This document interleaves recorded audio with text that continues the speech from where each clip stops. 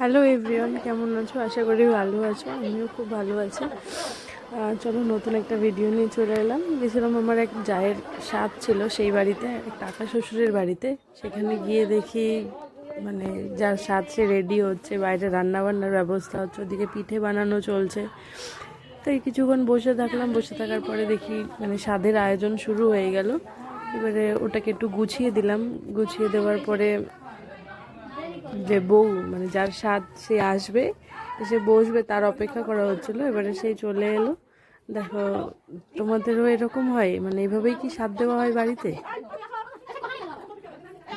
দেখো, একে একে সবাই আশীর্বাদ করবে, কি কি নিয়ম কানুন আছে সেগুলো পালন করবে। এখন এই যে আমার কাকি শাশুড়ি ওকে আশীর্বাদ করছে, মানে ওর শাশুড়ি ওটা, তো উনি আশীর্বাদ করছে। এরপরে ওর মা ওকে আশীর্বাদ করবে, তারপরে জনে জনে এক একজন একটা নিয়মে আশীর্বাদ করবে। মানে মোটামুটি এখন আশীর্বাদ পর্ব চলছে। এখন এই পাড়া প্রতিবেশীরা আশীর্বাদ করছে। তারপরে এই যে ও উঠেছে, এখন কি তুলবে সেটাই দেখার।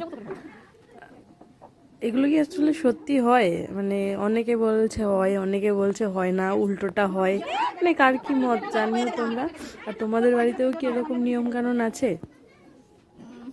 ও তুলেছিল প্রদীপ, তো প্রদীপের ওটা তুলতে গিয়ে প্রদীপটা নিভে গিয়েছিল যদিও, আর পরে জ্বালিয়ে দেওয়া হয়েছিল।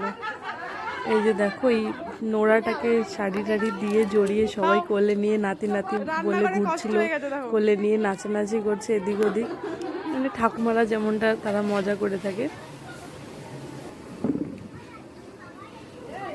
দেখো, বাইরে রান্না বান্না চলছে, দুপুরের খাওয়া দাওয়ার আয়োজন। আর এই যে নাতি নিয়ে এক একজন বাইরে নিয়ে আসছে, এক একজনের কোলে দিচ্ছে, একটা আনন্দ করছে সবাই মিলে। বেশ ভালোই মজার। এই যে এটা আমার কাকা শ্বশুরের কোলে দিল।